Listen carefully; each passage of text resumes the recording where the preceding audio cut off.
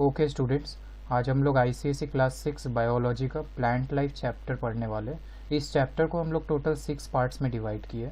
First का 3 parts में हम लोग लीफ के बारे में पढ़ेंगे और उसके बाद का 3 पार्ट्स में हम लोग फ्लावर के बारे में पढ़ेंगे। So let's start.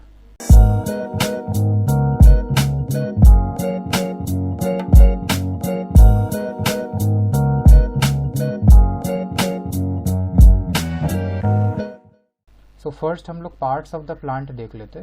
तो अगर हम लोग एक टिपिकल प्लांट को देखें, this is a typical plant. So it has basically 2 parts. The first part is the part of the plant which is above the soil and the second part which is below the soil. Okay, so on the basis of that, this part of the plant, there are 2 systems, that is the shoot system and the root system. Okay, so the shoot system is the part of the plant which is above the soil and root system is the part of the plant which is below the soil. Okay, तो देखो first हम लोग root system के बारे में देख लेते हैं। सो बेसिकली देखो, रूट सिस्टम का जो फंक्शन है, it fixes the plant in the soil. ठीक है, तो जो रूट है वो क्या करता है, सॉइल को प्लांट में फिक्स कर रहा है। सेकेंड हो गया रूट जो है, it absorbs water and minerals from the soil for plants. ठीक है, ये सॉइल से क्या करता है, वाटर एंड मिनरल को एब्जॉर्ब करता है। And third, it binds the soil together. ठीक है, तो देखो बेसिकली अगर रूट प्रेजेंट रहेगा, जो सॉइल है वो प्रॉपरली बाइंड रहेगा। ठीक है, तो in that case what will happen, it will not get washed away by the water.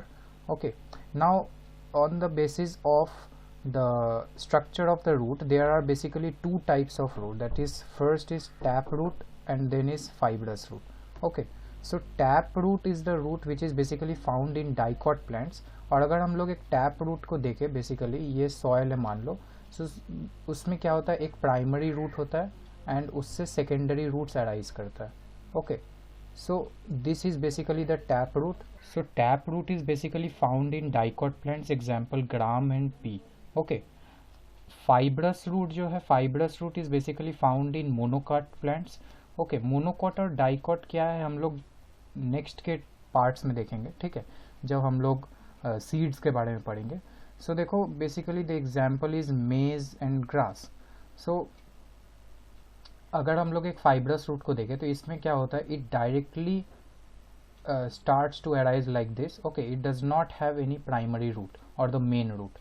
Okay, so this is the difference between tap root and fibrous root. Now comes the shoot system. So now we will see what are the functions of shoot system. So the stem bears all the aerial parts of the plant. Aerial parts का मतलब होता है the part of the plant which is in contact with the air. Okay, like flower ले लो, leaf ले लो, branches ले लो, तो it is all present in the stem. Okay, next comes stem helps in the upward movement of water and mineral from the roots. तो roots जो भी water and minerals absorb कर रहा है, that is conducted upward with the help of stem. And third is food prepared by the leaves. Leaves जो भी food prepare कर रहा है उसको downward conduct करने के लिए भी stem मदद करता है।